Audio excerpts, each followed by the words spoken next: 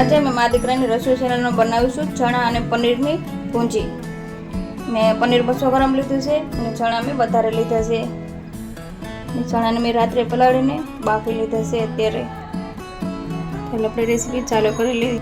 અહીંયા ગ્રેવી બનાવવા મેં લીધું છે 2 મોટા ટામેટા, 1 કેપ્સિકમ, 7-8 કળી લસણ અને 2 તીખી મરચી લીલી અને કાંદા મેં વધારે લીધા છે ગ્રેવી બનાવવા.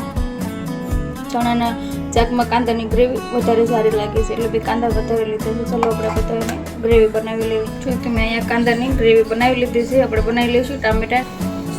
તો મેં અહીંયા ટામેટા અને કેપ્સિકમ લસણની ગ્રેવી બનાવી લીધી.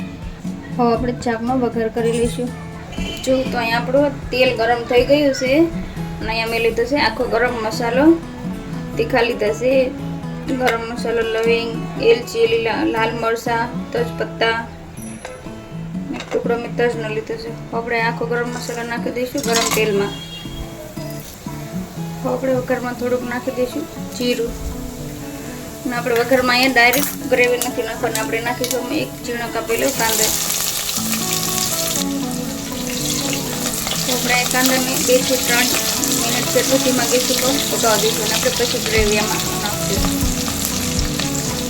અહીંયા ગેસ એકદમ ધીમો રાખીશું. આપણે બધી વઘારની જે ફ્લેવર છે ને એ તેલમાં સારી રીતે આવી જાય પછી આપણે એમાં નાખી દઈશું કાંદાની બનાવેલી ગ્રેવી. જો તો આપણે અહીંયા કાંદાનો હલકો એવો રંગ બદલાઈ ગયો છે. આપણે આમાં નાખી દઈશું કાંદાની બનાવેલી ગ્રેવી.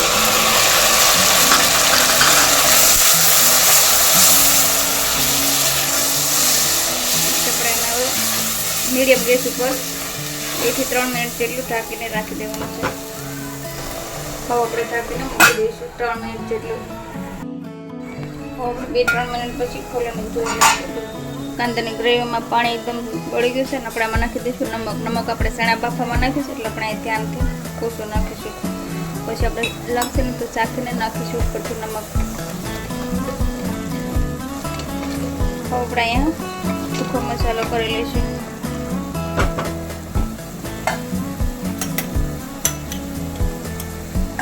હળદર, લાલ તીખું મરચું, કલર સારો આવે એટલે આપણે નાખીશું કાશ્મીરી મરચું.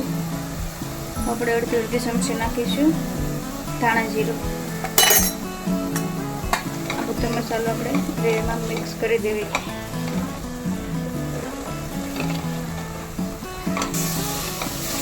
જો તો આપણે અહીંયા મસાલો એકદમ સારી રીતે મિક્સ થઈ ગયો છે અને આપણે ગ્રેવી પણ એકદમ ગોરી એવી થઈ ગઈ છે. હવે આપણે આમાં નાખી દઈશું ટામેટા અને કેપ્સિકમ લસણવાળી ગ્રેવી બનાવેલી છે એ આપણે નાખી દઈશું. આપણે આ 2 ગ્રેવીને મિક્સ કરી લઈશું સારી રીતે.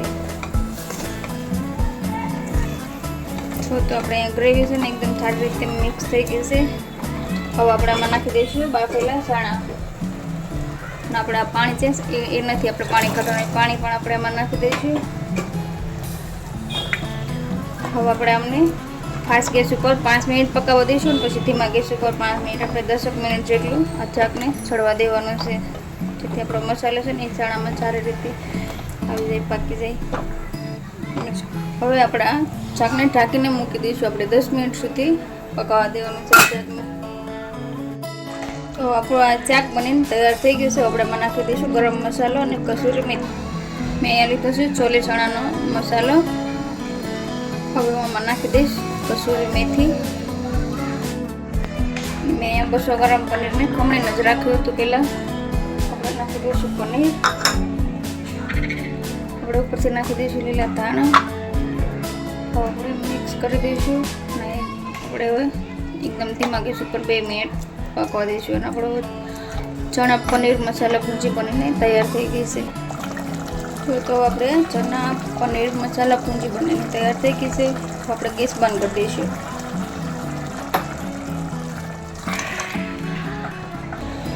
તો અમારી ચણા મસાલા પનીર ભૂંજી બનીને તૈયાર છે. તમને મારી આ રેસીપી પસંદ આવી હોય તો મારા વિડીયોને લાઈક, શેર, સબસ્ક્રાઈબ જરૂરથી કરી દેજો.